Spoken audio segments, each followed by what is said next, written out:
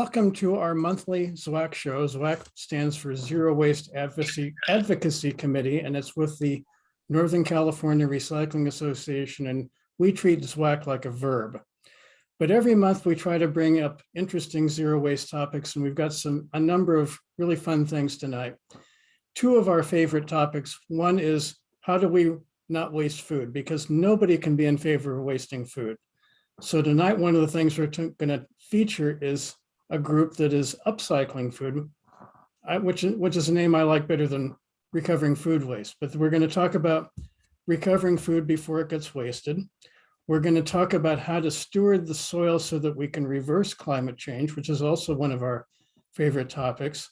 We're going to talk about dead fish in San Francisco Bay, and we're going to talk about one of the most venerable of all pioneers of the recycling industry, and we're going to start with him, Neil Seldman.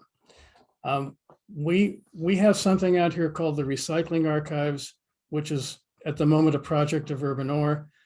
A number of the pioneers of recycling have been interviewed to preserve their knowledge for future generations. One of the most venerable is Neil Seldman, and he's one of these people that if I spent the next half an hour, I wouldn't cover all of his accomplishments. So we're not going to do that. Instead, we're going to turn it over to Susan Kinsella, who is the chairperson of the archives, and she is going to read some excerpts from her and others' interviews with Neil Seldman, and afterwards I'm going to ask Neil some questions and then open him up to the audience. So Susan, if you're there, take it away. Thank you. Well, Neil Seldman got a very early start in business. As he tells it, I worked in my aunt's cosmetic factory starting at the age of 6. The factory had both a wholesale and a retail business. The manufacturing process itself was fascinating, but I felt assaulted by all the materials being wasted on a daily basis. My first real factory job as a boy was a mixture of reuse and recycling. We children were taught to focus initially on recovering materials from any damaged cosmetic products that our family-owned company might make. As I grew older, I started recycling other materials that were being discarded from the manufacturing process, things like carbon paper, metal, glass. Working in the factory as a boy of 6 sounds gruesome, but it was the opposite. In 1951, when I started at age 6, my aunt's factory was hardly automated at all. Nearly everything was done by hand. Cleaning and filling bottles, labeling, capping, wrapping, and boxing. There were skids to move, pallets piled high with boxes that had to be lifted with hand jacks and rolled onto trucks to be delivered to department stores all across the country. My 8-year-old brother Marty and my 7-year-old cousin Susie worked with me. We were assigned the task of dismantling distressed merchandise, which were finished products that had a flaw and could not be sent to customers. My aunt sometimes was upset at losing the labor and overhead that went into the flawed products that came to us to handle, but salvage was possible, she said, as she set us to work. She put the 3 of us in a room with trays filled with distressed lipsticks. We were taught how to separate the caps and extract the lipstick by hand. The lipstick we salvaged was sent back to the remelting pot. The cap was sent back to the workers to be reused, and the case was saved too. Marty and I worked for 45 cents an hour. Cousin Susie got less. I remember how my aunt justified treating us differently. Susie, my aunt said, as she handed her the tan pay envelope, women are paid less than men in business. You should learn this lesson right away. I had my own run-in with my aunt over pay.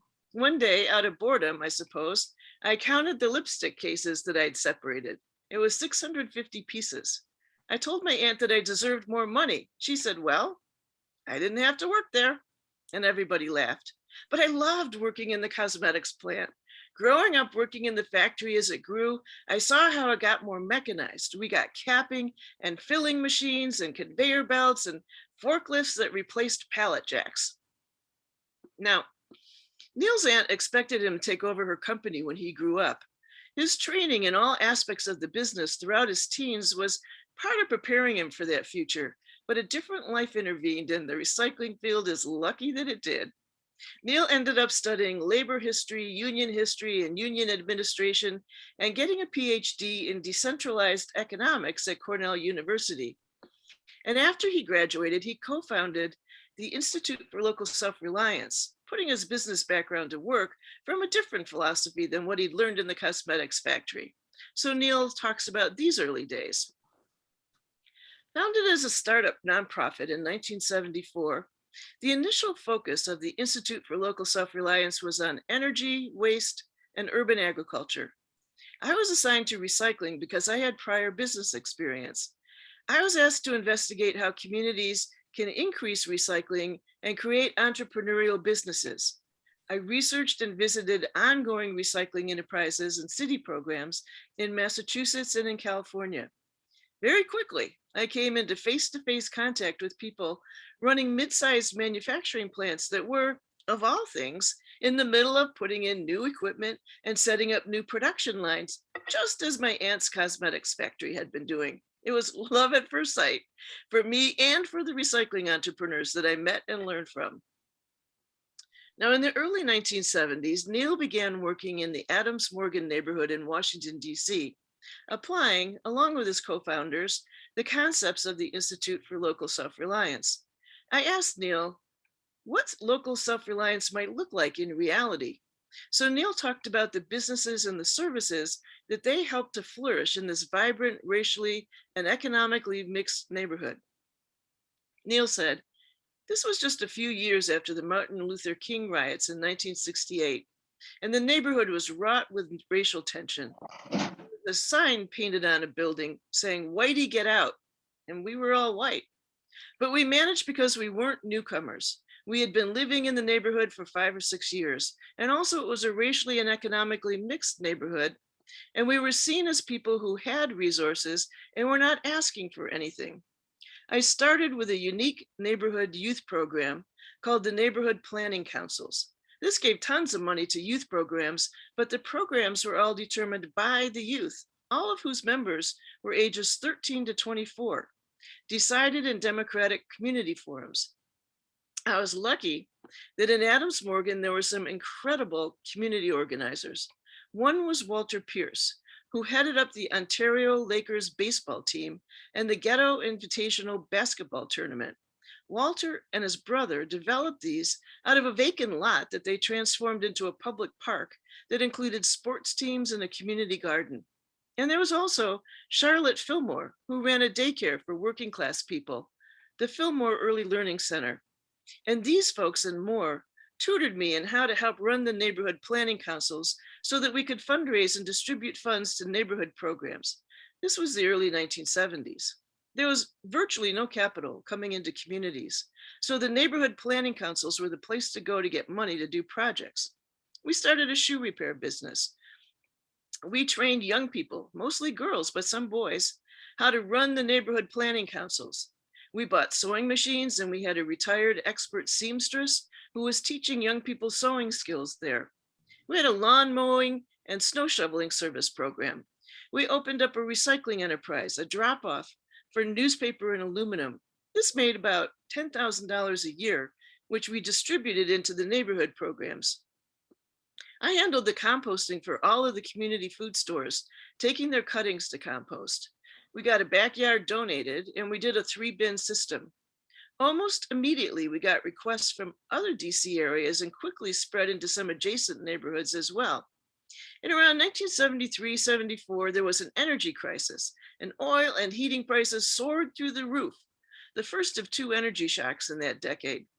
So we started the Anacostia Energy Alliance because low-income people who owned their own homes were being forced out because they couldn't afford the heat and electricity bills. So what we did was we started training people in how to weatherize their houses, put in tram walls and other passive solar features.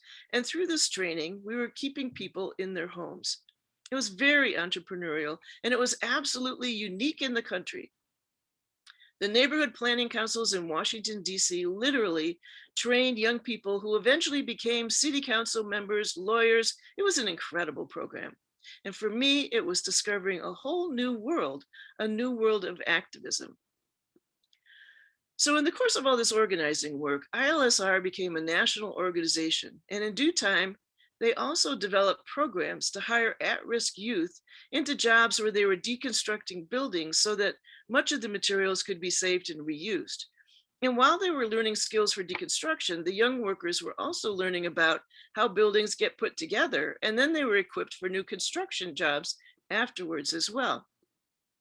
In the 1980s, Neil was also instrumental in bringing together recyclers from all over the country to write and publish a national recycling research agenda aimed at increasing recycling and economic growth. He got funding from the National Science Foundation to hold 2 conferences in Washington, D.C. and in San Francisco that prepared and circulated a formal research agenda. Now, keep in mind, this was all we had before the internet, so communication took a whole lot more effort. As Neil explains, in recycling's early days, we stayed in touch by mail and telephone. Especially, we developed multi-log communications, specifically things like circulation of newsletters and strategy and discussion papers that were regularly snail mailed among a network of organizers. It was what you might consider a forerunner of chat rooms and social media generally, which didn't come until much later. We made plans for how to support more frequent travel to trouble spots, and after our visits to different communities, we sent reports about them by mail through a network that very much resembled the committees of correspondence before and during the American Revolutionary War. But soon there were rivalries among recyclers, including bitter disputes between pro and anti-bottle bill supporters and pro and anti-incinerator consultants and their clients. So this brought Neil into the realm of fighting incinerators all around the country. It was often the defeat of a local incinerator plan that led to the better idea of starting a recycling program instead. Neil tells a wonderful story about these times. He starts out by describing the thrill of winning battles and helping by sharing strategies and scientific data. And Neil says, in the late 1970s and 1980s, incinerator proposals fell like a line of dominoes as information spread from one city or county to the next. Remember, all the cities and counties with large populations were subjected to these proposals all at the same time. My only personal encounter with threats came from a small town in Ohio, an enclave of German Old World settlers. It didn't start in Ohio, though. ILSR sponsored a conference in Indianapolis with the Hoosier Environmental Council. It was an excellent event held at the Miriam Walker Conference Center. Miriam Walker was the first Black American millionaire. She built a business empire in the same field as my aunt, cosmetics manufacturing and distribution. The event itself was terrific. It kicked off a 2-year campaign to keep garbage incineration out of the state after Indianapolis had already built a burn plant. Happily, that's turned out to be the only incinerator in the state today. So our campaign went very well. During the conference, I got an urgent call for help from a couple in Ohio, a few hundred miles away. I left immediately and went to Ohio. I wish I could remember the name of the town I went to, and well, actually, it was not as big as a town, it was really a village. The couple had grown up in the village, but they and their kids now lived in the closest town. The village was a German immigrant community that had kept its ways from the 1900s. Even this couple, my hosts, who were born in the village, were not considered part of the community anymore because they'd moved into the nearby town. I stayed at their house and they filled me in. The village of 400 or so people had been offered a host community fee in exchange for approval to build a garbage incinerator that would bring in garbage from all over the region. I'd been invited to talk to the community about what to do. So the next evening, the couple dropped me off at the village school. They were not allowed inside. The school was reopened in the evening for the meeting. About 75 to 100 people showed up, dressed plainly. Most of the women wore head bonnets. They sat down at the tables in the cafeteria, and this was a kind of odd fit because they were too big for the kids' seats. One of the women stood by me and started the meeting. I made a 20-minute presentation on why the incinerator was a bad idea for their community. The woman next to me then pointed to the first person to respond and continued in order of how they were seated. It took at least 2 hours to get to everyone. Each had a chance to ask at least one question. Most did, some passed. Toward the end of the question period, a man who lived in the community got his turn. He was the businessman brokering the deal for the incinerator people. He did not ask a question. Instead, he announced that he wanted to take me outside and, with a few of his friends standing nearby, beat me up and throw me out of town. In a split second, the women next to me jumped in front of me and said loudly, "There will be none of that talk here tonight." At the same time, all the women seated near me, about 10 of them, got up and surrounded me. It was like a herd of wildebeest surrounding their young in the face of danger. I never felt safer in my life than when I was defended by a group of women wearing aprons and bonnets. So when Neil was asked whether he had found his work worthwhile and personally rewarding, he answered, "Very rewarding. I spent my career with innovative people in business, public policy, government, and grassroots activism. Personally, recycling has made me a welcome figure among a lot of good people in the US. I can travel to just about any city in the US and find friends with whom I've been close for years and years. And the Institute has been working in some cities for over 30 years with no interruption."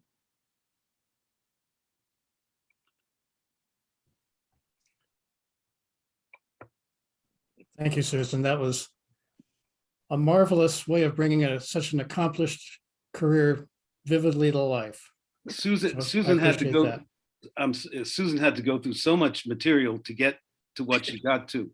So she is certainly a gem. And I must say, of course, I'm honored by this, the whole event, but a lot of credit to the anti-incineration work goes to Mr. Napa over there. And I must tell this story. I won't tell the whole story, it's too long, but I introduced Dan and Mary Lou at an event, and they got together and still are. And their first date, they told me, I was not on their first date, but they did tell me that on their first date, they went to a meeting where they were announcing an incinerator for Berkeley. And of course, Dan and Mary Lou began their activism right there. So I always say in my Soviet socialist realist art mode that I'm in, that Dan and Mary were boy meets girl meets incinerator. In Russia, they say boy meets girl meets tractor, but in this case, it's boy meets girl meets incinerator. And they're together still, and they defeated that incinerator. So they must be good. But many great people have added to the anti-incineration. And we essentially won, but of course, there are always, you got to cut the head off the snake because the snake comes back all the time. And we're seeing a resurgence of proposed incineration at this point. So you younger people, get ready. So Neil, I'm going to ask you a couple of questions and then turn the crowd loose on you. I have to ask about cousin Susie. I want to know what happened to her, and I want to know if she ever learned that it's really not okay for women to be paid less than men. My cousin Susan is a wonderful, compassionate person. She became a teacher. She married a wonderful guy, Eugene, who became a judge. They're a year older than I am. They're doing well. They live retired in Brooklyn, and she supports environmental things, children. She's just a great citizen, using her time and money to do good things. And we love her. And we're going to see her when we move to New York, New Jersey more often. So she decided not to accept her aunt's verdict on that? She was a very independent, forceful woman in her time, and of course still is. Great. So Susan described an amazing amount of things that you've accomplished in your life. I have to ask, which one are you the most proud of? Well, I'm most proud of the Institute, of course, because it took quite a while to get to where we are, and I'm retired from the Institute, so I don't have any official position, but it's very well funded now and well staffed, and we had remarkable growth with growing problems, of course. In the last few years, we probably more than almost tripled in size. So, but the reason I retired, there are several, but the key for this meeting is I've been working in 10 communities, as Susan said, some of which I've been working for decades. And they were all on the verge of making a breakthrough towards zero waste. And by retiring, and I'm just focusing on those 10 things. I'm not writing anymore. Susan Kinsella, by the way, and I are about to have an article published, and I'll tell you about the next one we're going to do. But this one is about what we think is happening in the country. And I won't be doing that anymore, except this one special thing with Susan. But I no longer cover, for decades, I covered as a reporter what was going on in what I call the political economy. I had to read all the journals and stay up and so forth. And happily, this is all recorded, and you could follow what happened in the country just by following our blogs.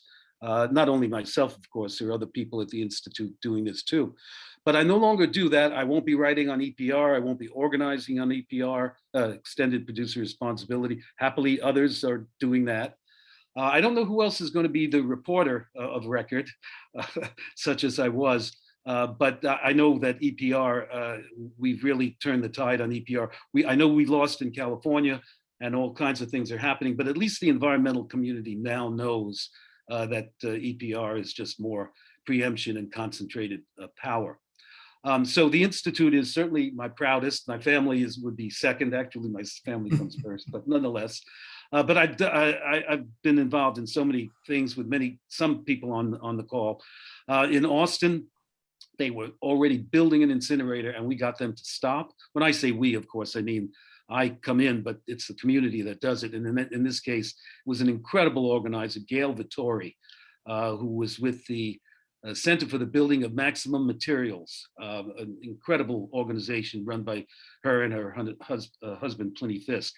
And she was dynamite. Ultimately, we showed the economics that if they ate the $22 million they've lost on the incinerator, invested in recycling, used composting, and used cheap landfills. Texas is famous for, at the time, it was $14 a ton tipping. They would save $120 million over the 20 planned years of the incinerator. And happily, the previous election, they elected a very pro real estate agency, 3 city councils representing real estate, and they were petrified of new taxes. And we showed them the cost of these things and the amortization, and they said absolutely no. So they killed it. The city council not only created a zero waste commission, they did an incredible thing. They gave it a budget. And these guys hired Bob Geddert, who some may know was an incredible zero waste bureaucrat. And they hired Ruth Abbey. I think we know her. I played a little part in that, but Ruth and her team, Rick Anthony, and I'm sure Gary was involved, put together a great plan. Bob actually improved the plan by putting together the business plan for zero waste business plan, which is a wonderful document. And Bob's retired there, and I believe the city is now at about 45-50%, but they do have a zero waste goal. So that was fun. But all of these victories, I must say, the victory is bringing the people together. I could tell so many stories of being the first time two black city council and white city council voted together. In LA, we had the Korean community, the Black community, the Latino community. That was exciting stuff. And I guess the other really exciting thing is, and then I'm going to keep quiet, is in LA, King County, Washington, Alachua County, Florida, and Austin, Texas. We defeated the incumbent mayor, sometimes very powerful, from getting their incinerator. And the coalitions were so strong after the defeat that his administration hired us to solve the problem. And I've never come across that before. And I take that not only as a compliment to the Institute, but also to Ruth's organization, Dan's organization, all of whom inform each other, as you know, to improve all of our work. So those are some of the highlights. I would be very happy to tell you about my batting average, but maybe we should wait for a different session. Thanks, Neil. I think John lost connection, but until he hops back on, I'm just curious if you can speak to the initiative with Susan. You mentioned something about an article. Susan, by the way, is so wonderful for many reasons. But she challenges me all the time, and we came up with 2 good articles. One has already been published on dual stream, single stream, which she's an expert on. I'm not. And the other is this, what we think is the second U.S. recycling revolution, which we're in the middle of now. And we'll send you everybody that article. It's we don't know the publication date, but the NRC newsletter is going to publish it sometime soon. And then Susan says, you know what's missing, as we're talking about all these other things, what's going to happen in the future? What's the future going to be look like? And so it just so happens that the first book on political theory that the Institute published in 75 or 76 was a book called Neighborhood Power, the New Localism. And we described the incredible tarantella of activity of co-ops and worker-owned and consumer co-ops going on, and producer co-ops in the Adams Morgan community in the early 70s with integrated workers, etc. And the last chapter of that book, David Morris, who wrote it, describes what was going on, and of course, extrapolates into what could be happening at a national scale and international scale. But the last chapter is a chapter of the life of a guy and his son, teenage son, in the new future, sort of like an ecotopia, but ecotopia had a lot of dark aspects. And so Susan and I are going to reread that chapter. We're going to put our brains together. I'm telling her this for the first time, I think, or in detail. And we're going to write a chapter on what it's going to be like for a guy and his son, or a gal and his daughter, or whatever, who cares, a family, what it's going to be like living when recyclers rule the world. And we're going to work on that as soon as we get this one published and out. And that's my goal. I have 2 goals in life now, other than helping. I hope, fingers crossed, I can live for another 3 years, and I'm 77, with concentrated energy. And when I'm 80, I'll call it quits. Although Dan, you haven't quit, so I probably won't quit anyway. Dan, you're 80, aren't you? No. Oh, okay. Forget that. In any case, other than working with these groups for 3 years, what I'd like to do is write this article with Susan, which I think will be fun. And I happen to be, for reasons I won't go into, an expert on Frederick Engels, the partner of Karl Marx, the so-called Tanto or Sancho Panza of Karl Marx, the second fiddle, as Engels said himself. Well, I think he was the main star, the main action. So I prepared and given lectures on Engels and my interpretation of Marxism and how it happened, etc. And I've been told I have to redo the lecture because for reasons I won't tell you. So I'm about 3/4 done with the new lecture, which I will make on video and send everyone who is interested in this esoteric topic. And if I send it to you and you're not into it, it's perfectly okay to ignore it. I will say that when I was interviewing Neil recently, the reason I asked the question of, okay, so what were you doing in DC that was about local self-reliance was part of what will the world look like when we actually arrive at one of those points. So it was a great overview. I thought it was really exciting. Well, I figure we'll get started in a month or so after some. Of course, Susan is just as busy as I am. So, and Susan is doing great work. In fact, Dan and I are going to talk earlier today. We're going to drum up some business. Disregard that. We're going to drum up some more interviews for Susan and others to work on. So you'll be hearing from us about that. Excellent. Sorry about this. Oh. Saved by the bell. I hate these machines, but go ahead. Sorry. Well, thank you, Neil, and thank you, Susan, for reading that today. I messaged John. I was like, did your computer die or what? But I think for the sake of the time, we're just going to continue to segue into the program for tonight. And next on the program is Jonathan DeLong from the REAP Center, and we will introduce Jonathan. So, and then hopefully in the meantime, John will join us again. But let's see.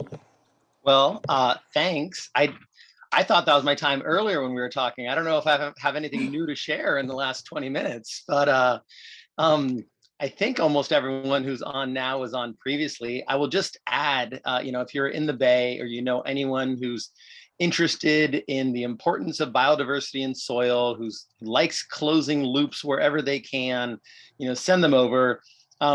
Ultimately, at the end of the day, what we're trying to do at the REAP Center is grow community. We have an interesting kind of membership model here, but we are really open to the public. People come through for volunteer days. Folks are walking through all the time. We have just amazing donations coming in. So most of our materials here are all found or reclaimed in one way or another. And I mean, we've probably brought in $400,000 worth of miscellaneous things in the last year. And that's everything from building materials to windows and doors and school supplies. We're a half-mile long, so it's a pretty long campus. And ultimately that campus is being developed into 4 main parts. And one of the big features is a food forest, really an edible park and sculpture garden with some of the largest kinetic art you'll see in Alameda.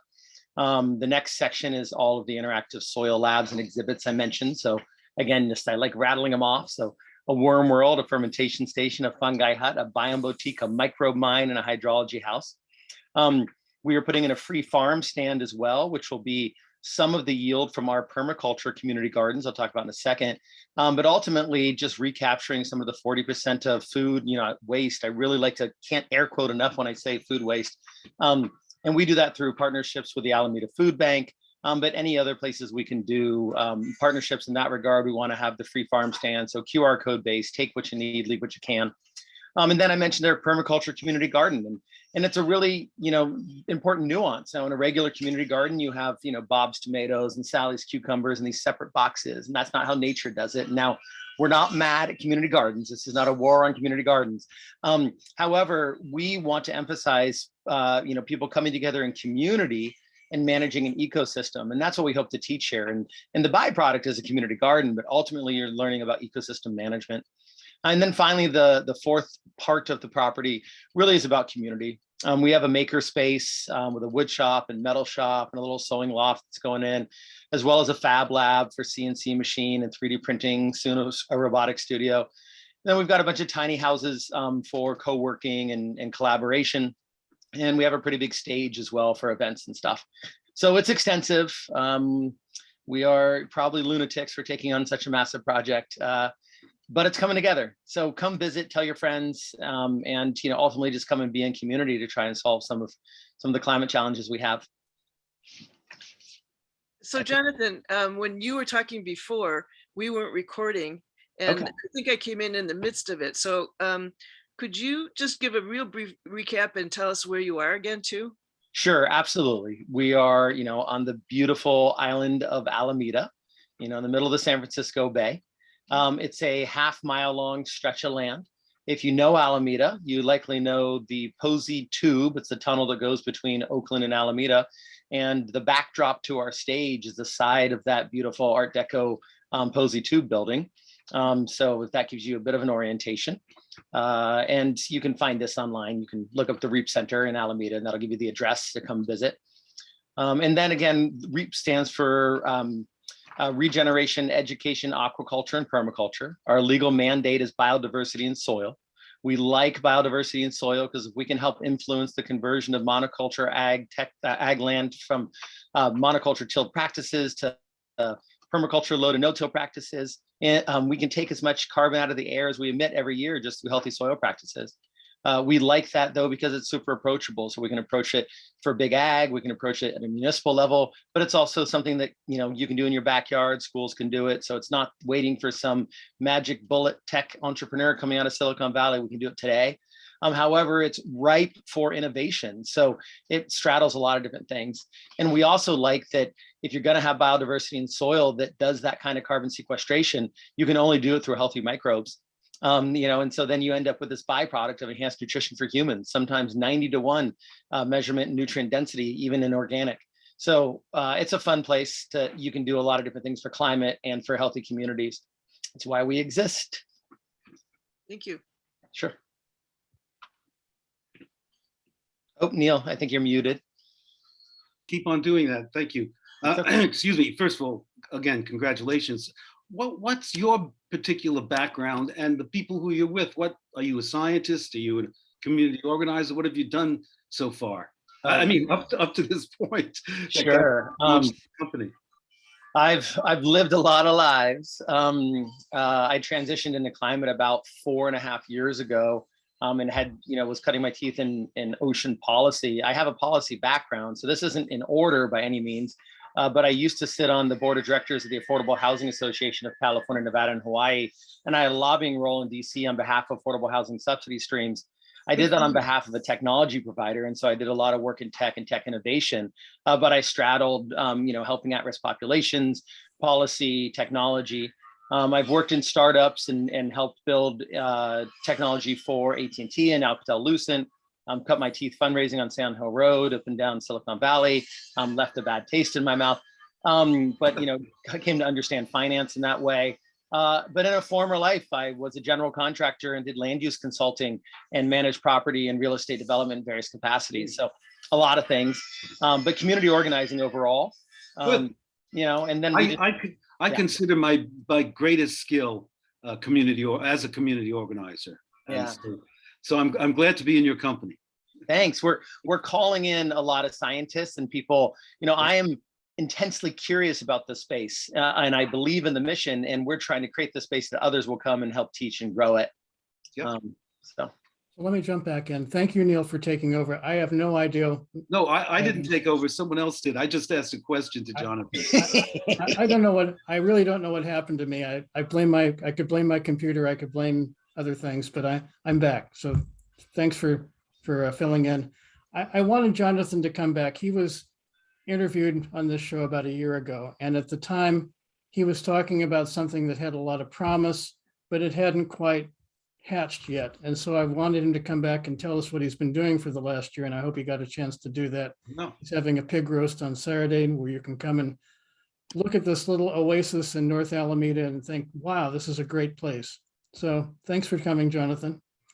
So hope to see you Saturday.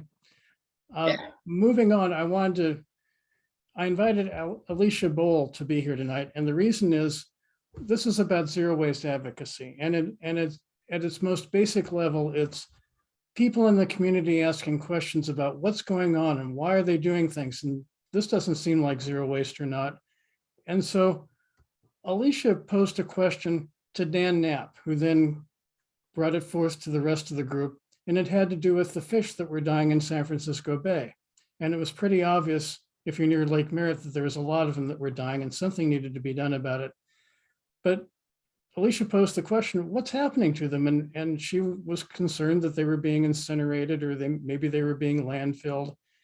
And so it raised the question. And so I asked her to join us tonight to describe in 5 or 10 minutes what her journey was and what she learned from it. Because all zero waste advocacy is local, and that's about as local as it gets when you have a bunch of fish dying in the lake.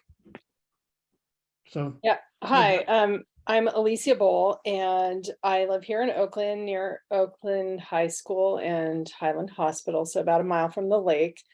And had started hearing about the dead fish and then started going down a rabbit hole about the dead fish. And then by Friday, so the fish started dying on a Sunday, and by Friday they had already hauled out all the fish, the dead fish, and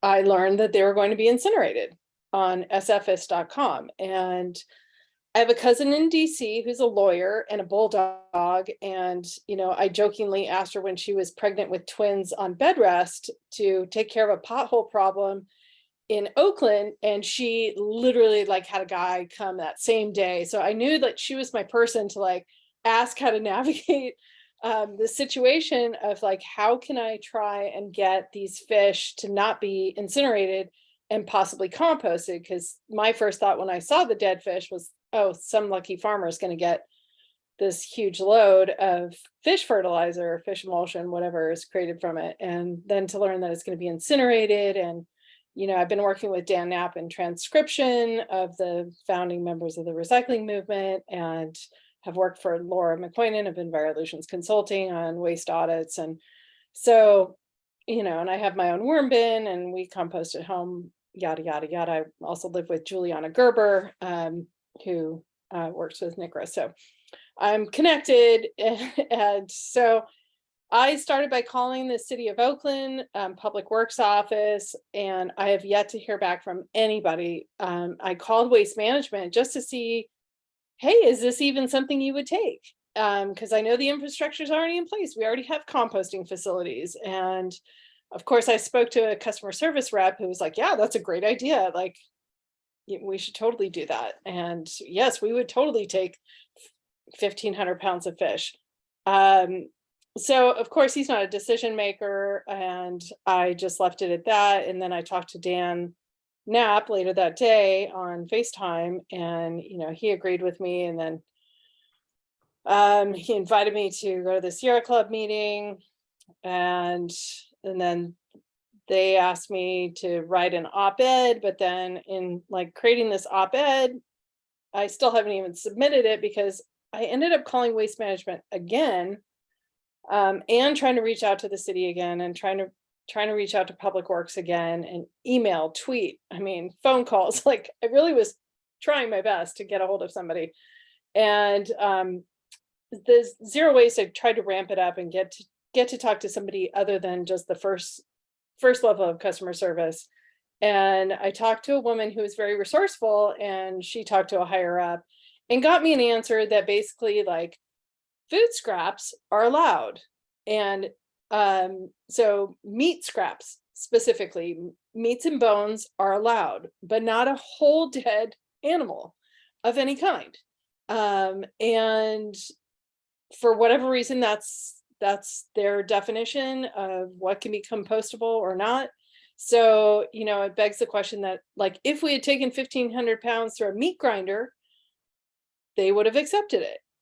But then, my aunt, who it was an editor-in-chief of a newspaper, she supposed that, well, the problems could then be, the drugs, mercury, any byproducts that animals have. So then it just begged the question of well, wow, what are we doing with all of our animal byproducts, not just these dead fish? Now I'm starting to think of what's the agricultural runoff. And so to hear Jonathan talking about harvesting from breweries, I'm okay, well, that's promising. So who's harvesting from, animal farms and slaughterhouses? And is any of that waste going anywhere and doing anything, or is it being landfilled? So today I looked to see if there was any updates in the dead fish story, and the City of Oakland actually posted a few days ago, and probably to me and whoever else who had called about this composting situation, saying that, the fish are now slated for landfill. And so that's the decision that was made. And so that's kind of the news that I have on the story. I don't have a lot to work with. I'm just a citizen. I don't have a science background. I don't have a policy background. All I know is that was a lot of waste, and I would have loved to have seen something positive turn out from a very horrifying situation, that is probably going to be the norm. The other thing that I found also was an article that happened back in August of 2021 in Pinellas County, Florida, where they had an algal bloom, same situation that happened in Lake Merritt, where hypoxic conditions killed off all the fish. And they actually did a scientific study of composting the fish to see if they were viable fertilizer. And the results were actually positive, that the algal bloom did not create toxic compost. So I don't know where we're going to go with this story. And I would love to see somebody who's got a little bit more influence than little old me. Did you ever figure out who actually made the decision? What to do No. with the fish? No. That's kind of disturbing from a transparency point of view. Yeah. I mean, I can quote from the article let's see if I can find it really quick, from the city of Oakland. Were folks able to refer, Alicia, to the contacts who are NCRA members in the city of Oakland? Peter Sloat, Wanda Reddick, Rebecca Parnes. These are all people in the zero I waste called Rebecca program. Parnes. Rebecca Parnes was given to me by Juliana. And so I have been trying to reach her, but from her email that I got kicked back that she was at a conference.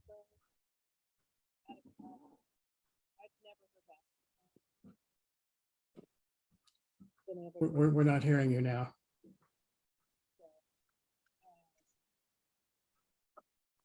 I feel like even if this was something that couldn't have been avoided because Oakland staff were all at the conference last week. Wanda was there, Peter was there, Rebecca was there. The question is, okay, for future reference, when this happens again, can you intervene from the zero waste perspective and make the right thing happen? I think we should focus on, you know, if those fish are already landfilled, okay, let's focus on the future. Yeah. So this Because is they're compostable, they're digestible, they, you know, the right thing can happen. It's just that folks were not around to answer your call. so yeah, this is what the city wrote. In an abundance of caution, the material was collected and inspected and disposed of in a landfill. After the initial cleanup, the city's cleanup contractor consulted with the compost facility operator, and it was determined that the material was not suitable for composting because the collection method captured other materials not suitable for composting, and because some of the fish had begun to decompose anaerobically, which is problematic in the aerobic composting facility. It's important to note that composting is not a means of disposal, rather it is a manufacturing process to produce a specified agricultural product. So, Well, I tend to agree with Ruth that it's probably more important to deal with what happens next time than what happened last time. yes, but I would like Dan Knapp and Mary Lou to give him a lesson in lexicology, I think, of words, not to use that composting is disposal. It's good disposal. And of course, Dan has been teaching that to us for many years.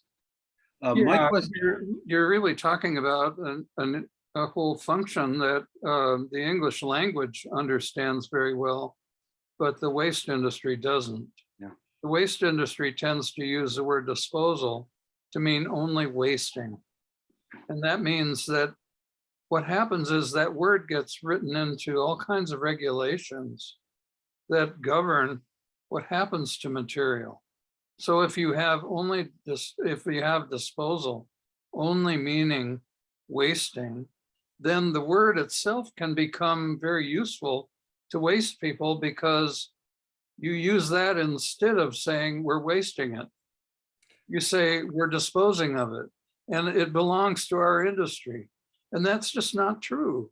It belongs to the English language. And the English language says, if I'm John Moore and I'm asked to help dispose of an estate, I do not go out and incinerate it, pile it up and burn it. I don't go out and dig a big hole and bury it. That's not what disposing of an estate is all about. If I did that, I'd probably get sued for malpractice. Right, but if So the industry itself, I mean, the disposal industry is very big, and it involves things like urban ore. I constantly tell people we're in the disposal business every day. We're disposing of people's things that they don't want, and we're doing it legally. so Dan, I'm going I to, think the issue of Lake Merritt should be elevated as a NCRA project, because obviously more things get discarded from Lake Merritt than just, you know, dead fish after an incident. You know, there are swans that die there. There are, you know, there's any kind of thing that's going on. They're, you know, they're excavating, they're taking sludge out, you know. So I think we would like, through Rebecca Parnes or somebody appropriate at the city, to say, hey, you guys, what's your zero waste program for Lake Merritt? And I'm quite sure that the zero waste program is not overseeing the public works program for the operation of Lake Merritt. But Lake Merritt is a very unique place that has very severe problems. A lot of stuff gets thrown into Lake Merritt that's not recyclable or compostable. And so I think it's really important to to say when folks are engaged to move things out of Lake Merritt, what can we do to make sure that they are treated in the most zero waste way possible? And to ask that it be a contingency plan for future action. That would be what I would put on the table. So Me I too, need to Herbert. wrap this Very up and good. move it on because I've got Rochelle here to talk about the Upcycled Food Association. And in that context, we are going to talk a little bit more about the English language and words and how they're important. But Alicia, I do put people on the spot sometimes, but I'm not going to do that with you. I will do offline. I'm going to ask if you'll stay on with this issue a little bit. I think that it would be a good idea to write some kind of advocacy letter for NCRA to the powers that be dealing with Lake Merritt, and maybe citing to them that Florida study that you have, because this isn't going to be the last time this happens, unfortunately. So I'm going to ask you to do that offline, but I want to move on to our next speaker, if I may, and that's Rochelle Still, who is still on the Zoom. Rochelle is the membership manager of the Upcycled Food Association. And the fact that you're a membership manager suggests that you have members, which I'm going to talk to you about that in a moment. But before we get to that, I want to find out more from you about what the Upcycled Food Association does. And to Dan's point, I like that you're talking about upcycling it, because we always talk about food waste or wasted food, and that it gives a bad taste to the thing. We're not talking about something that's been wasted. We're talking about things we're trying to recover. So upcycling to me is a better word than wasting. And so tell us in that context what the Upcycled Food Association does.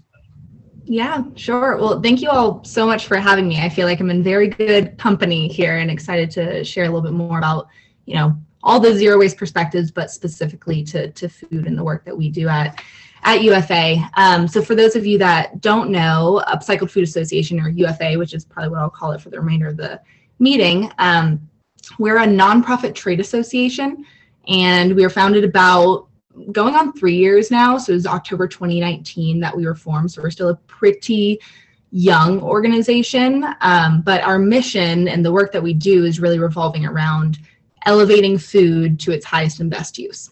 And this is through the lens of upcycling and upcycled food, and connecting different stakeholders in the industry to upcycled food solutions. And so I guess to maybe start and get everybody on the same page about what we define upcycled food as.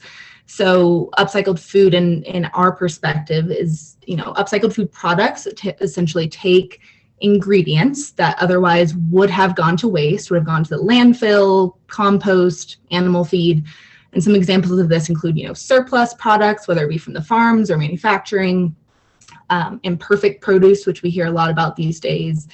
Most of our member companies are working with different byproducts from manufacturing processes. So think, spent grain from the brewing process, or pomace from wine creation, whey from dairy, etc.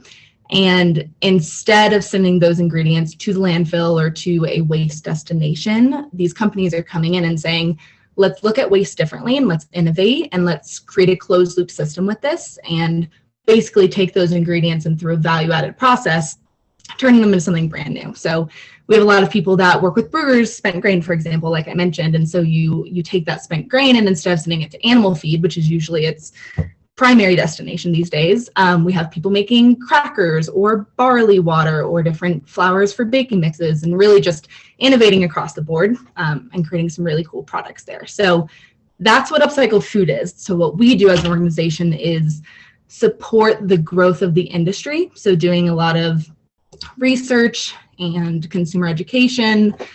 We have a certification program, which I'm sure we'll speak to in a little bit, but really focusing on creating a habitable environment essentially for these companies to grow. And then as a membership organization as well, we do have a membership base where we support companies directly. They're doing this work, the brands, the ingredient suppliers, manufacturers, and we bring them together as a community essentially to network, have resources, all those things. And so we do a lot of things, we wear a lot of hats, but that's a little bit of a high level overview of the work that we do. So I looked at the website, and you like to think that what you see on the website reflects what people do. Yeah. It looked to me like what you're doing is within the confines of a certification program, you support manufacturers of products on your platform based upon your determination that those companies are using food that otherwise would be wasted and they're being upcycled in some form to make new products. Did I get that right? That's partially correct. Yeah. So we have like I said, we kind of are broken up into a few different functions. So we have our, support the industry at large side of things, which is the research, the policy advocacy, the consumer education awareness campaigns. We have membership, which is obviously like more community based and giving like tools and resources and networking and events and things like that to help these businesses grow.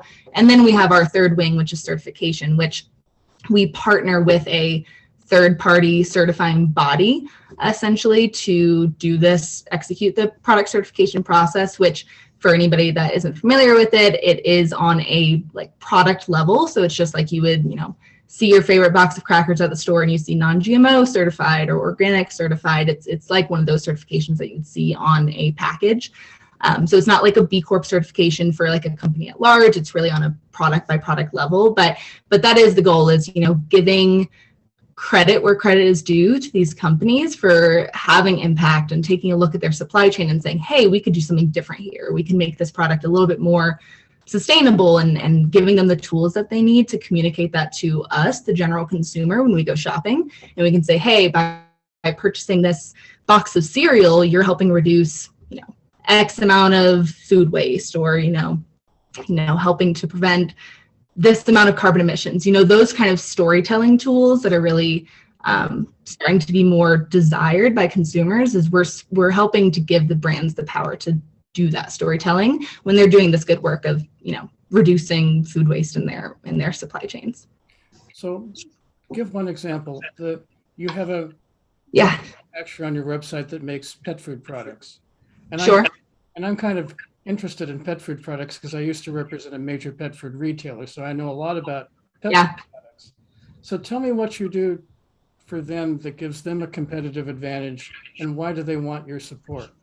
Yeah, that's a good question. So just for context, for anybody that doesn't know as well, our certification program and membership is really, you hear upcycled food, and a lot of times people do think, oh, upcycled food ingredients must go to upcycled food and beverage products, but the applications for those ingredients really are endless. So within our certification, the scope of the certification currently, food and beverage product applications, cosmetics and personal care, supplements, and pet food are all within the scope of that. So we do see companies working across the board in those categories. And so with pet companies, I would say actually behind food and beverage, which is definitely where we see the most amount of saturation within the industry and within membership, definitely. But right behind that is probably our pet product companies. So we probably have about 20 to 25 companies within membership that are working with upcycled pet products. And for them, what I've heard when it comes to the storytelling is obviously the pets themselves aren't saying, hey, I'm desiring this sustainable, food option, but the owners of these pets, the pet moms and dads, are trying to make more sustainable choices for their pets. And what we do find with upcycled ingredients that I think is really interesting is there's benefits across the board. Obviously, there's the environmental impact in terms of just reducing food waste and taking away from the landfill. But what we do find too is a lot of times the parts of different food ingredients or food products that are going to waste sometimes are the most nutritious parts. And so by finding a way to integrate that back into product formulation, you're bringing in new, elements of fiber or protein, or, filling in these nutrition gaps as well for products. So I think on the pet food side, that's part of the story that I hear a lot, and their desire to incorporate more upcycled ingredients. And I think another interesting thing specifically about pet is that pet food companies have been upcycling for a long time. They just probably haven't been calling it by that name. You think about the meat offcuts that they incorporate, or the fish, kind of talking to what we were talking to earlier. It's something that they've been doing for a long time, but just haven't been doing the storytelling around. And so that's something that we're also kind of stepping in to help with, is say, you're doing this work, let's give you credit for it, and let's help you find new ingredients to incorporate and tell the story to the consumer too. What kinds of ingredients, upcycled ingredients that are nutritious, are being used in these pet products?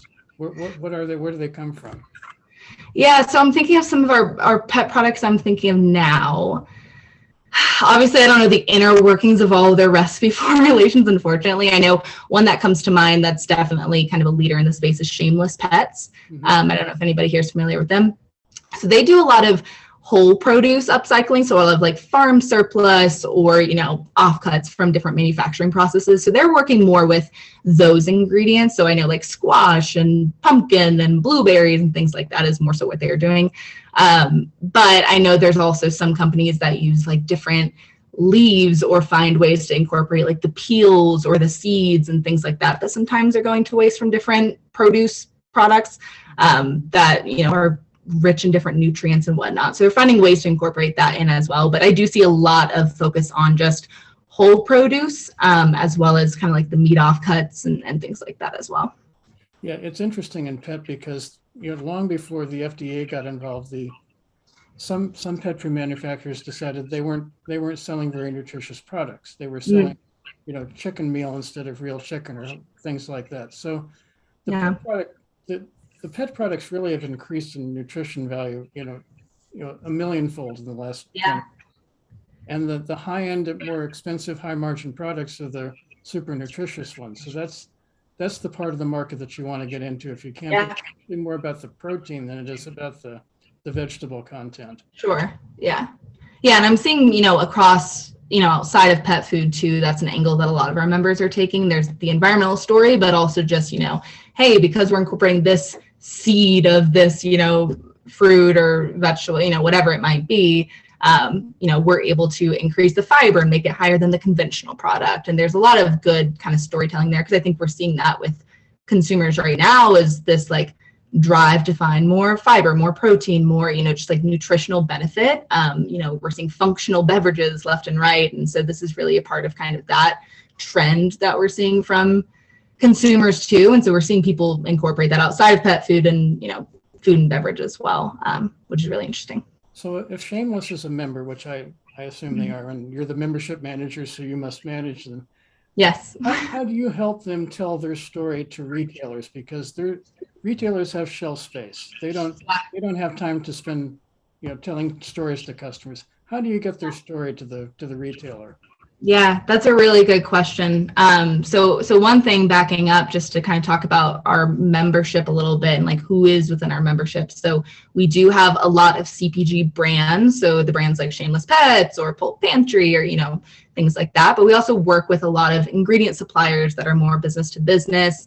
And then we have people really from across the industry. So we have product developers, and we actually have some retailers that are a part of membership. And so Kroger and Target are two of our key members, which is really exciting. And so part of, you know, figuring out the best way to tell the story to retailers is having the conversations with retailers themselves. And so we've been lucky enough to get them looped into the network, and also being able to provide, you know, one of our main goals as an association, like I said, is creating this habitable environment where consumers know what upcycled food is, retailers know what upcycled food is, you know, distributors know what upcycled food is. And so we have a lot of educational conversations with retailers and distributors and other industry folks in the industry, so that by the time Shameless Pets goes to a buyer meeting, ideally that buyer knows a little bit about it, right? And they're familiar with what it is, what the impact is.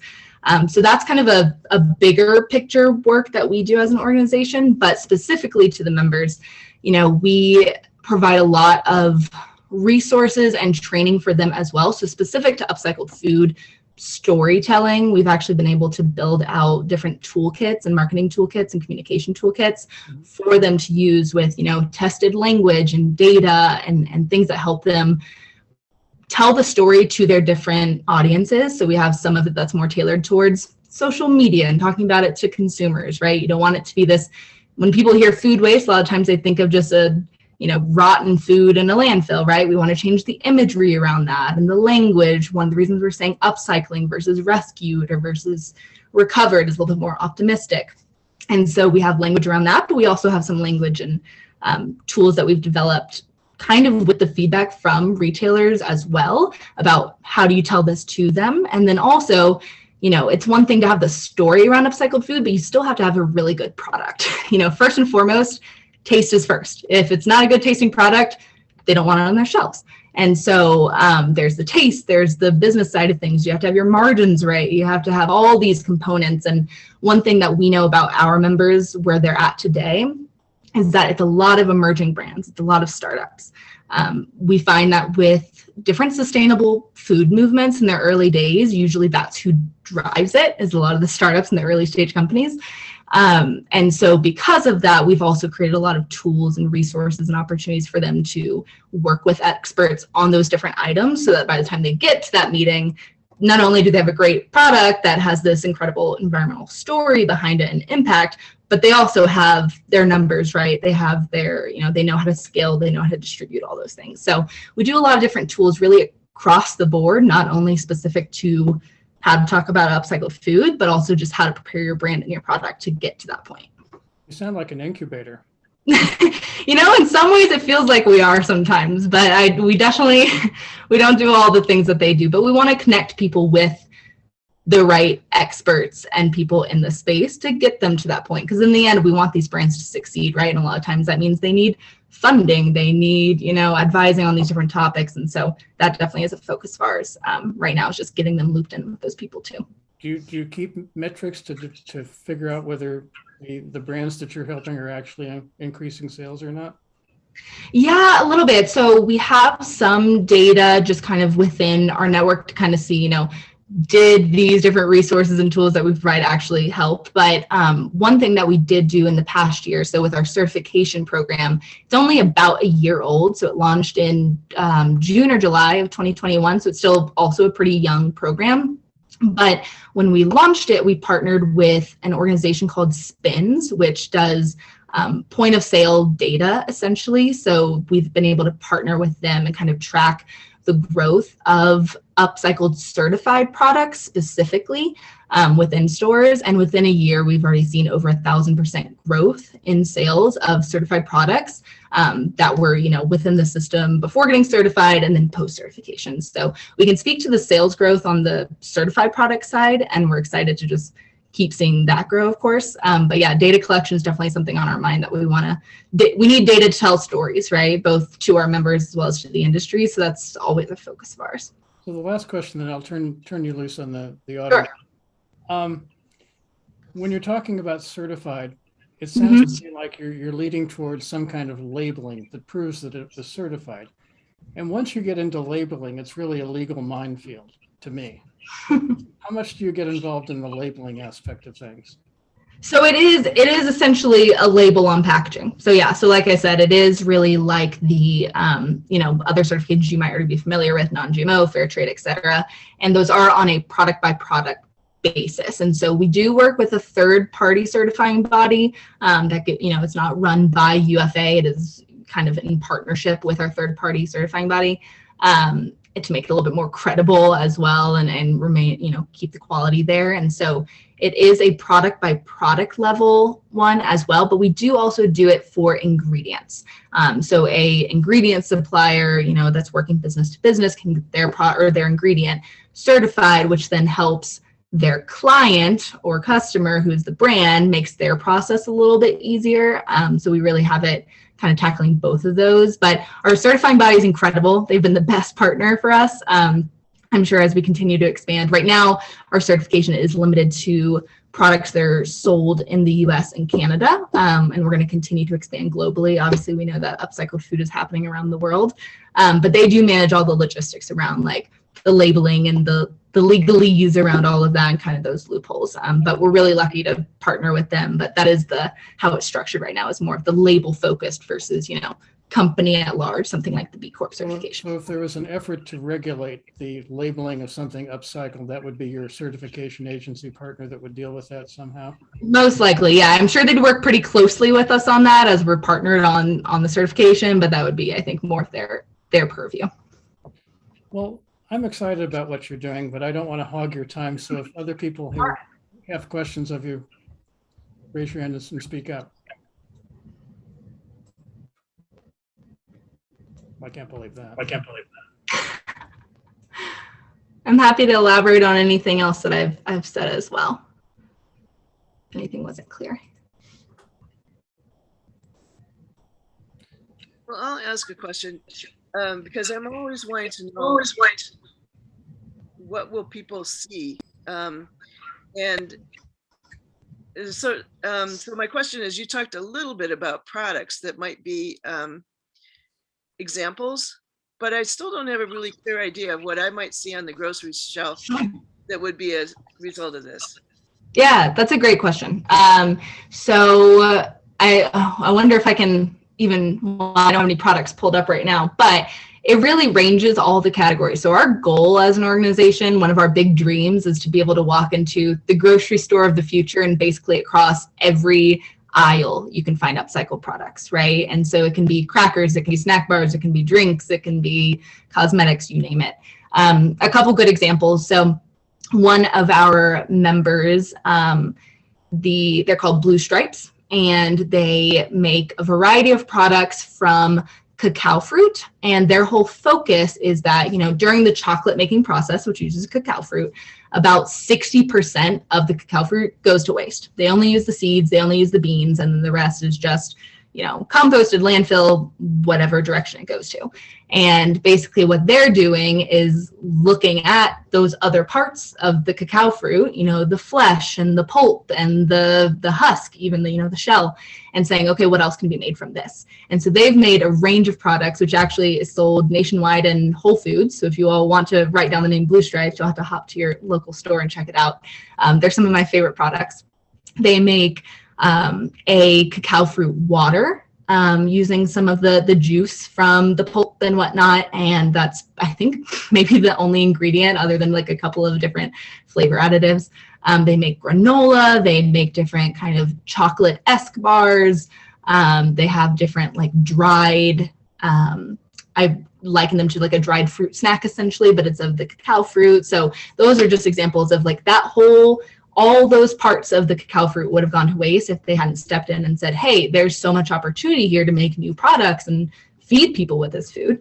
So that's just one example based on cacao fruit. We have people that work with whey as well. So whey is obviously something that's often left over from the dairy process. And so we have people making different whey-based beverages because it really is a very functional ingredient, very nutritious. We have people making different sparkling probiotic-esque beverages with whey.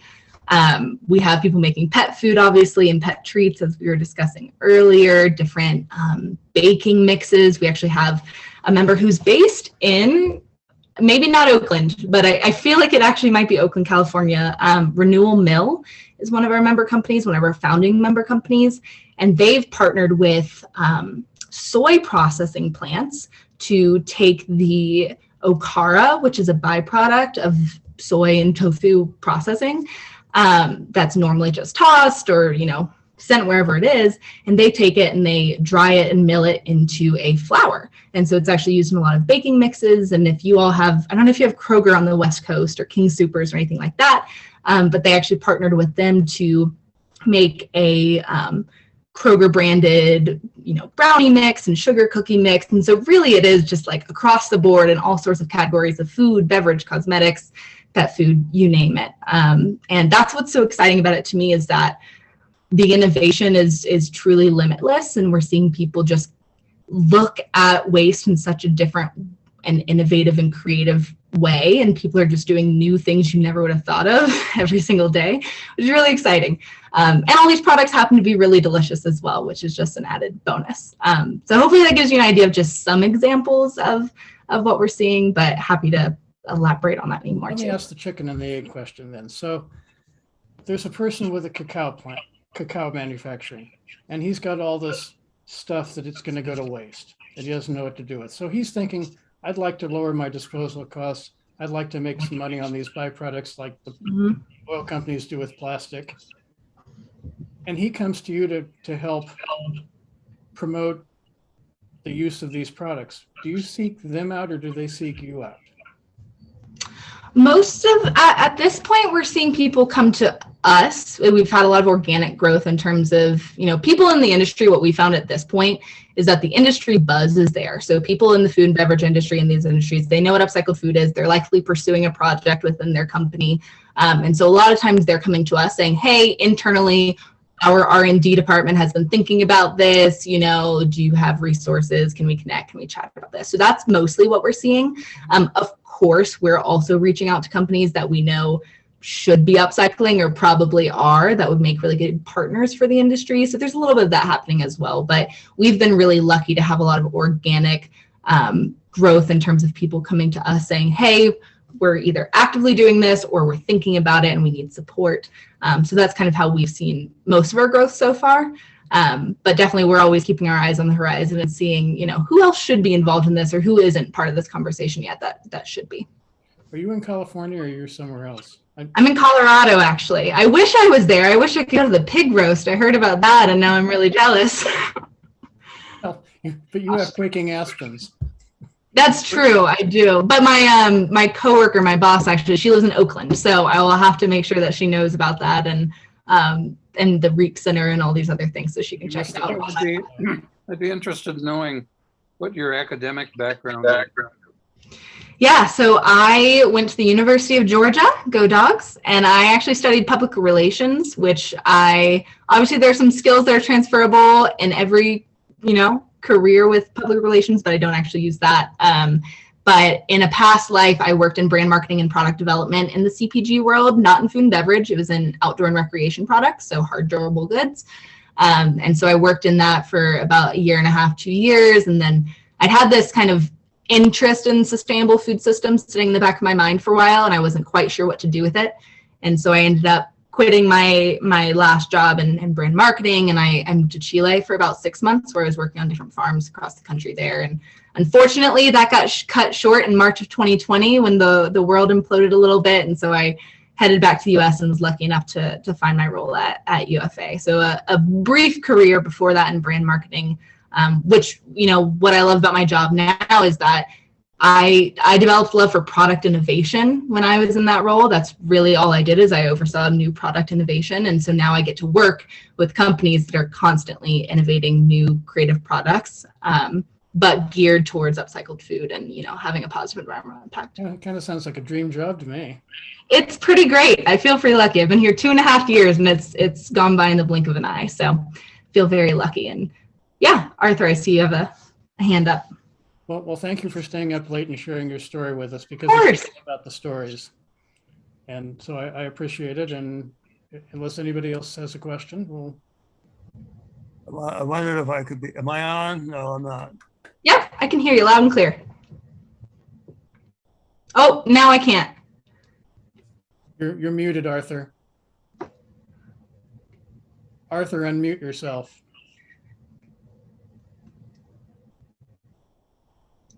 Thinking of my friend John,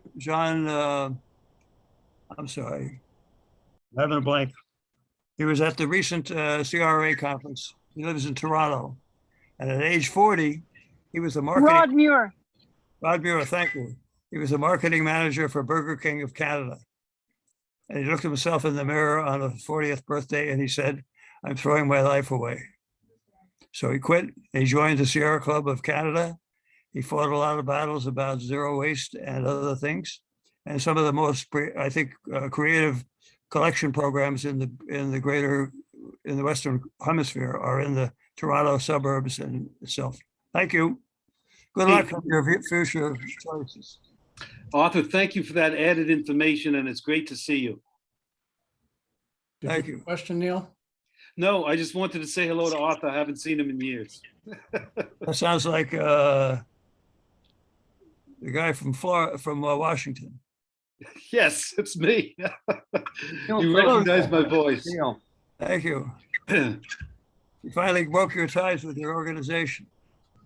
Yes, we'll talk about it. So thanks again, Rochelle, for being with us tonight. I'm gonna move on to our next and final thing. We promised tonight we would talk about the most significant California Supreme Court decision concerning solid waste in 30 years.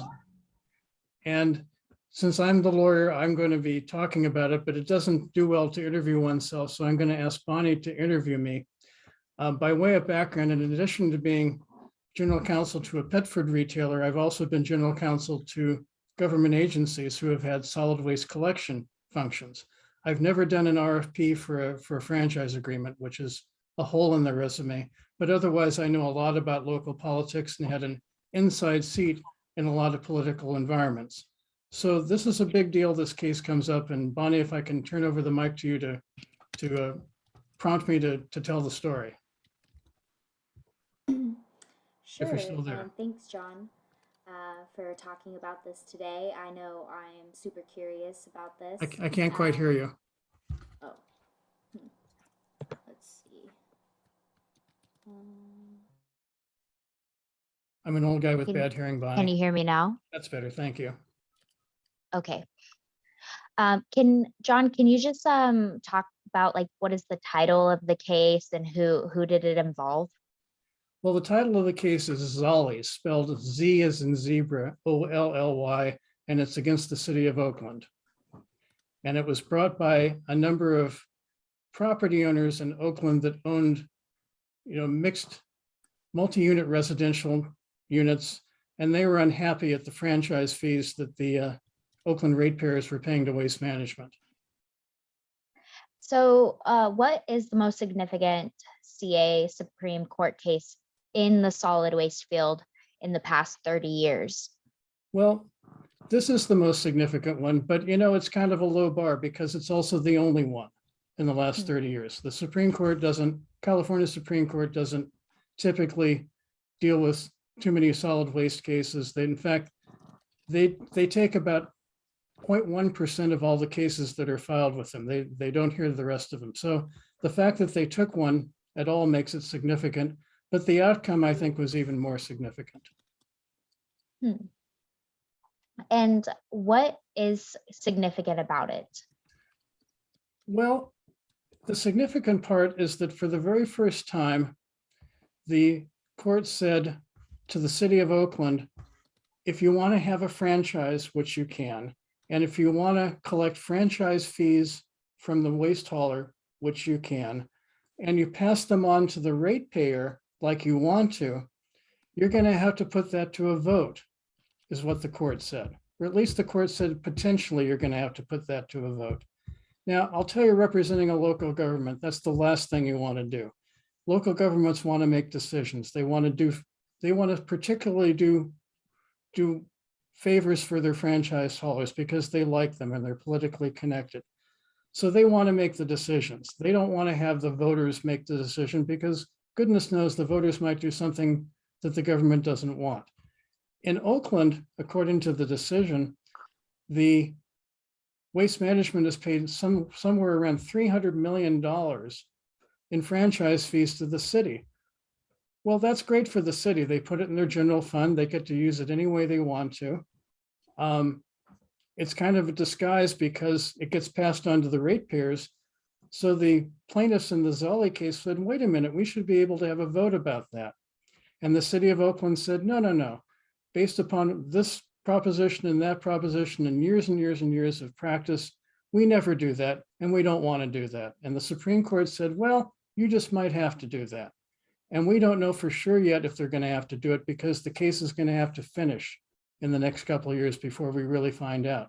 But potentially the court said, if you're going to pass on franchise fees, you got to put it to a vote unless you can prove, city, that the franchise fee bears some resemblance to the value that the property owner is getting.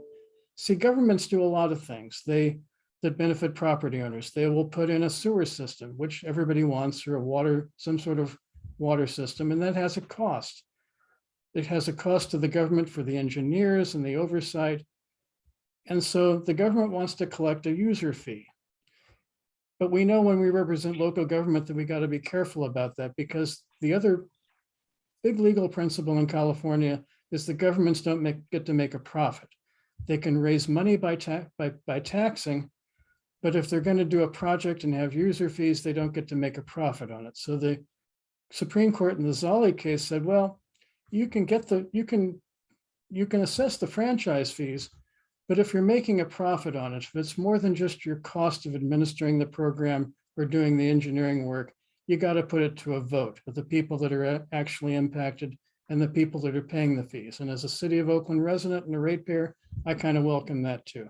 That's why it's a big deal. It might change completely the complexity and the dynamics of solid waste franchises. We don't know that yet, but it's a big deal to start. So yeah, it doesn't sound like this is a done deal yet. Can you elaborate on like the possible outcome? Right, it's not a done deal. In law, people get to file lawsuits, and sometimes those lawsuits express what I would call a novel legal theory. So when that happens, or when somebody thinks that happens, there's a process by which the court gets to make sort of a preliminary determination of whether this case that's been filed could ever possibly be a valid case. And so the City of Oakland challenged the complaint from the Zolli folks, and they said this isn't a valid case. And the Superior Court in Alameda County agreed with them. And then it went to the Court of Appeal, and the Court of Appeal agreed with the city.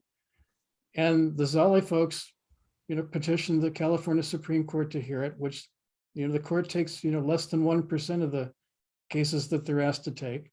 And the Supreme Court says, we're going to take a look at it, and then reversed the Court of Appeal and reversed the Superior Court in Alameda County and said, well, we think that this is a valid case.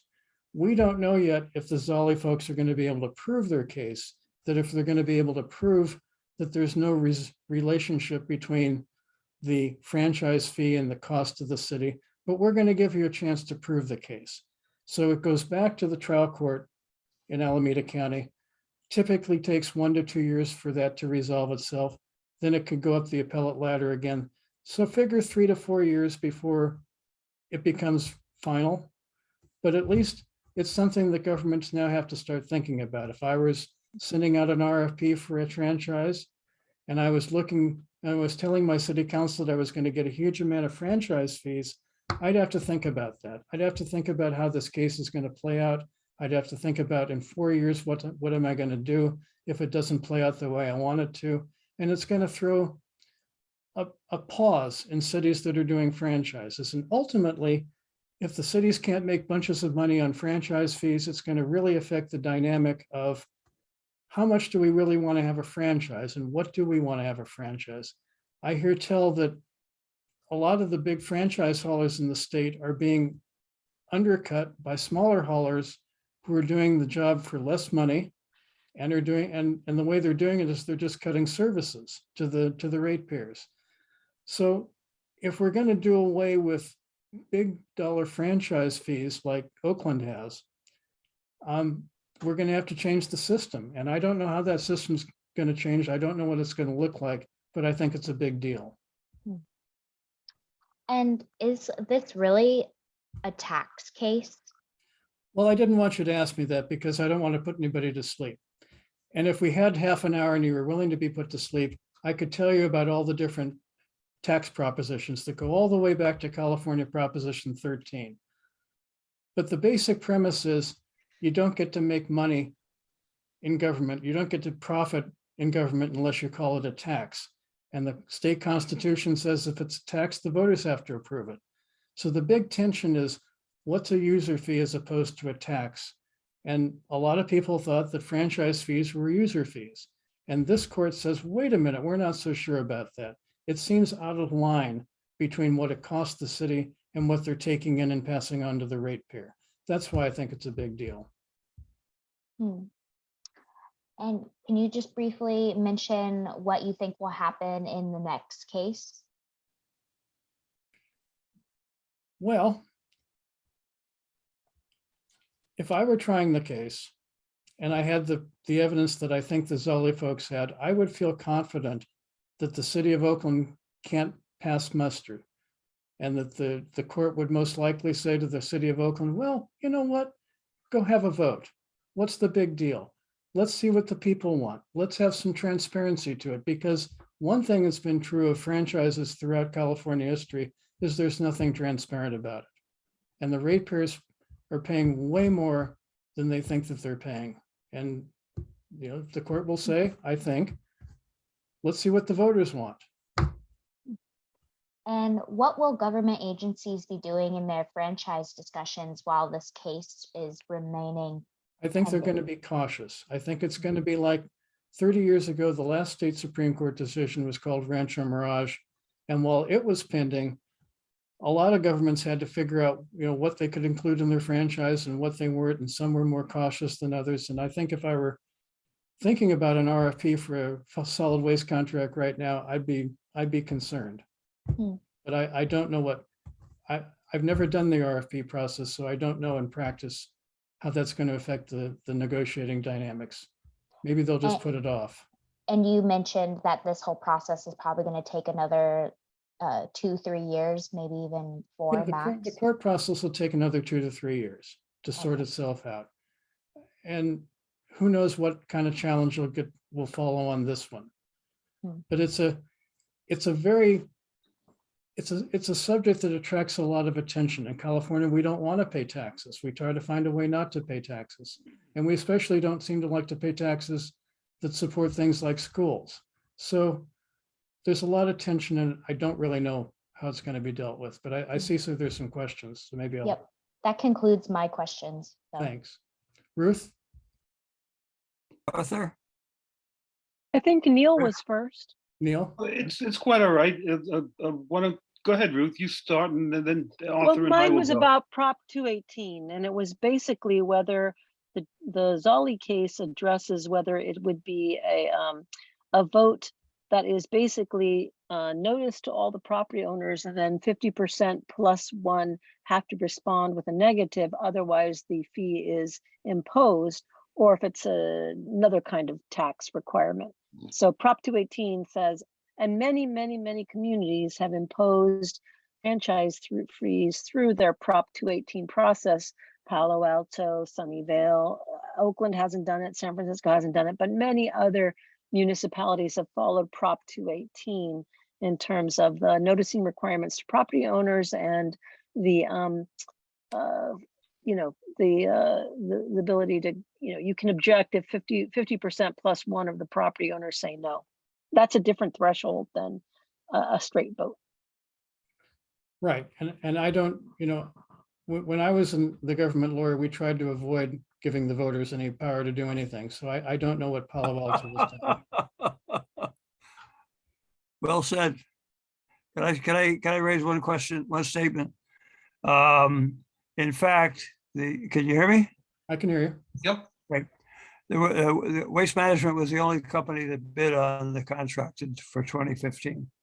So at the point that it came time to write the agreement, the city felt it had no point to stand. No elected official wants to have the whole conference break down. So garbage. CWS was also responsible bidder, Robin.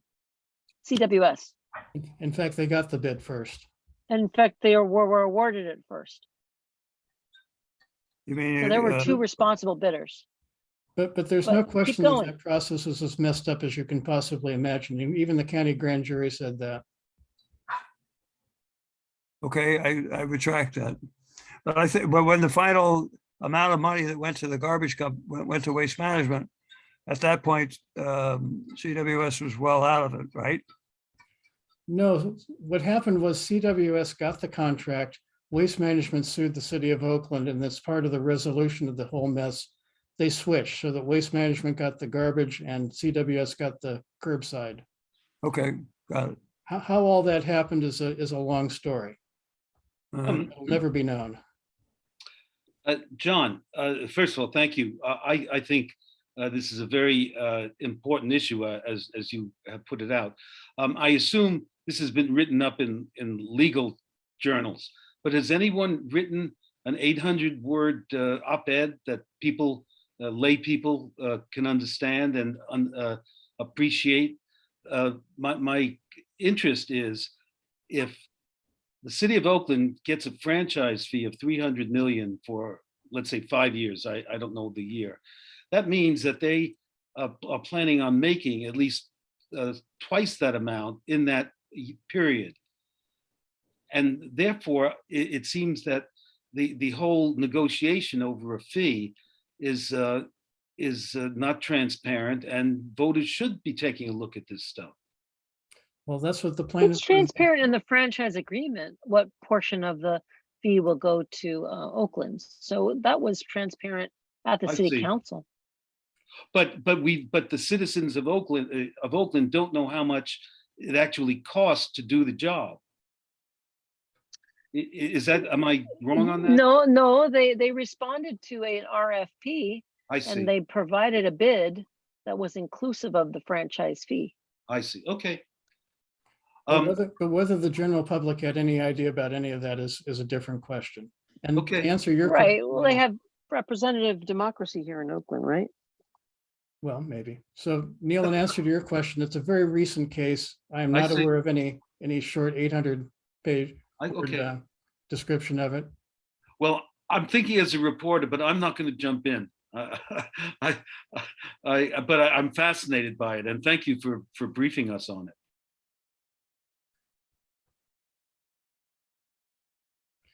So I think that's all we've got for tonight. You have a question from Oh, Faustina, yes, yeah. who's driving? Yes. Yes. Now, hello, everyone. I have a question, John, in regards to the franchise fee, the 300 million that the city of Oakland gets. Is that from just waste management alone or waste management and California Waste Solutions? I think it's just waste management alone. The opinion talks about what the two paid, but the big number was waste management's because they got the solid waste franchise. Okay. All right. Thank you. And one more. And is this for the duration of the contract, like the 10-year? I think their first term is 10 years. I know that the opinion talks about that they were getting 300 million. I think that was the life of the contract, but I'd have to go back and look. It was a big number. All John, right. I Thank have you. one question last, and that is Measure D.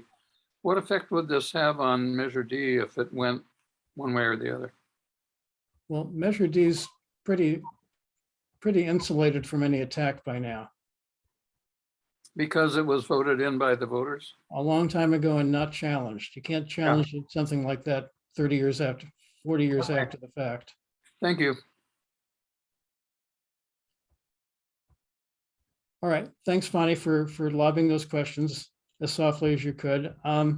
That's it for tonight. Every second Tuesday of every month, we have a ZWAC show. We try to present interesting topics. Thank you all for coming, and we'll hope to see you a month from now.